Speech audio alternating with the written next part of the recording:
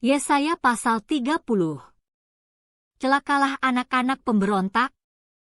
Demikianlah firman Tuhan, yang melaksanakan suatu rancangan yang bukan daripadaku, yang memasuki suatu persekutuan, yang bukan oleh dorongan rohku, sehingga dosa mereka bertambah-tambah, yang berangkat ke Mesir dengan tidak meminta keputusanku, untuk berlindung pada Fir'aun, dan untuk berteduh di bawah naungan Mesir. Tetapi perlindungan Fir'aun akan memalukan kamu, dan perteduhan di bawah naungan Mesir akan menodai kamu. Sebab sekalipun pembesar-pembesar Yerusalem sudah ada di Zoan, dan utusan-utusannya sudah sampai ke Hanes, sekaliannya akan mendapat malu karena bangsa itu tidak dapat memberi faedah kepada mereka, dan tidak dapat memberi pertolongan atau faedah, melainkan hanya memalukan, bahkan mengaibkan mereka. Ucapan ilahi tentang binatang-binatang di tanah Negeb. Melalui suatu negeri yang penuh kesesakan dan kesempitan, tempat singa betina dan singa jantan yang mengaum, tempat ular beludak dan ular naga terbang. Mereka mengangkut harta kekayaan mereka di atas punggung keledai, dan barang-barang perbendaharaan mereka di atas ponok unta, kepada suatu bangsa yang tidak dapat memberi faedah, yakni Mesir yang memberi pertolongan yang tak berguna dan percuma. Sebab itu aku menamainya begini, Rahab yang dibuat menganggur. Maka sekarang, pergilah, tulislah itu di depan mata mereka di suatu loh, dan cantumkanlah di suatu kitab, supaya itu menjadi kesaksian untuk waktu yang kemudian, sampai selama-lamanya.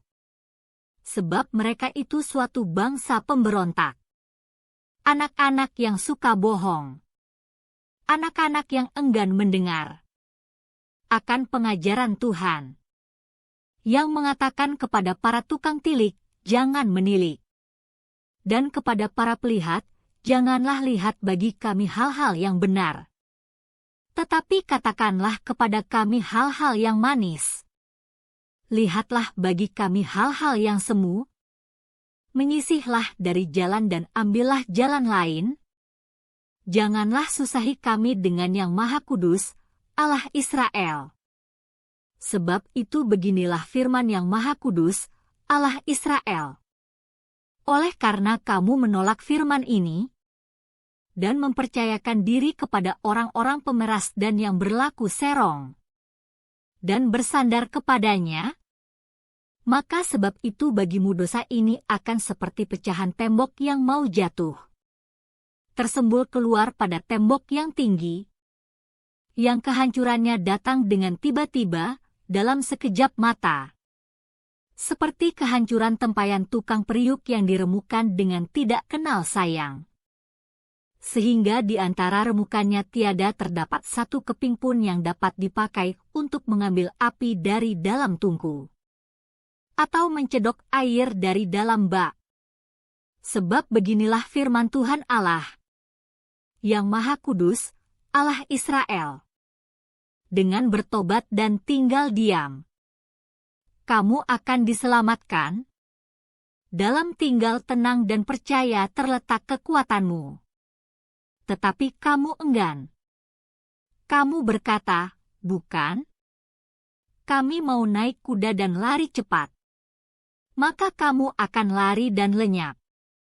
Katamu pula, kami mau mengendarai kuda tangkas.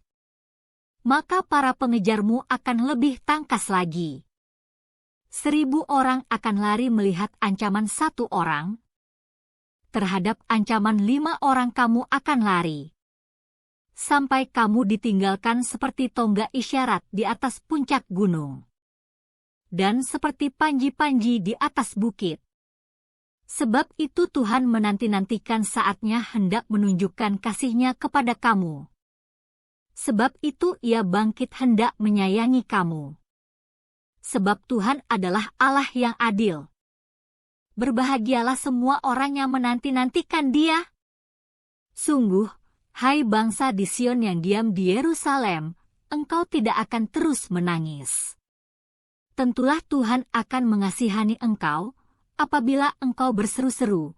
Pada saat Ia mendengar teriakmu, Ia akan menjawab. Dan walaupun Tuhan memberi kamu roti dan air serba sedikit, namun pengajarmu tidak akan menyembunyikan diri lagi, tetapi matamu akan terus melihat Dia. Dan telingamu akan mendengar perkataan ini dari belakangmu, inilah jalan, berjalanlah mengikutinya, entah kamu menganan atau mengiri.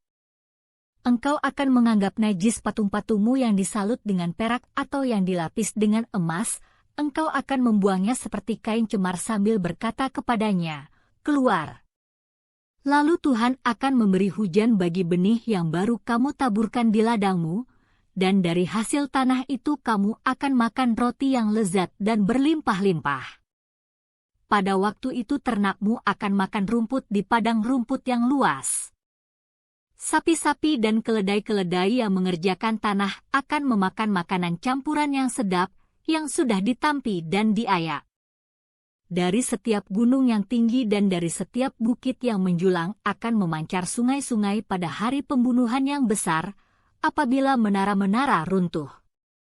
Maka terang bulan purnama akan seperti terang matahari terik dan terang matahari terik akan 7 kali ganda, yaitu seperti terangnya 7 hari, pada waktu Tuhan membalut luka umatnya dan menyembuhkan bekas pukulan.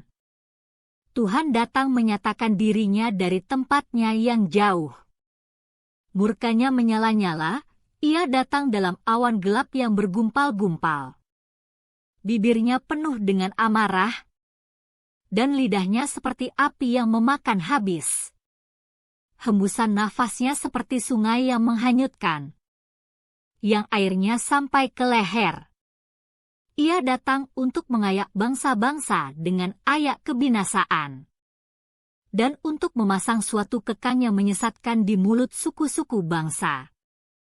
Kamu akan menyanyikan suatu nyanyian seperti pada waktu malam ketika orang menguduskan diri untuk perayaan.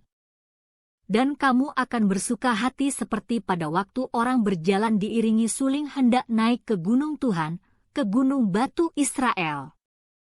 Dan Tuhan akan memperdengarkan suaranya yang mulia.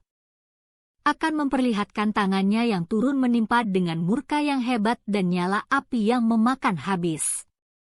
Dengan hujan lebat, angin ribut dan hujan batu. Sebab Asyur akan terkejut oleh suara Tuhan. Pada waktu Ia memukul mereka dengan gada. Sebab setiap pukulan dengan tongkat penghajar yang ditimpakan Tuhan ke atasnya, akan diiringi rebana dan kecapi. Dan Ia akan berperang melawan Asyur dengan tangan yang diayunkan untuk peperangan.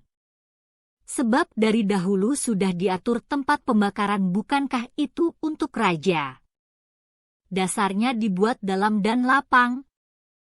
Pancakannya penuh api dan kayu. Nafas Tuhan menghanguskannya seperti sungai belerang.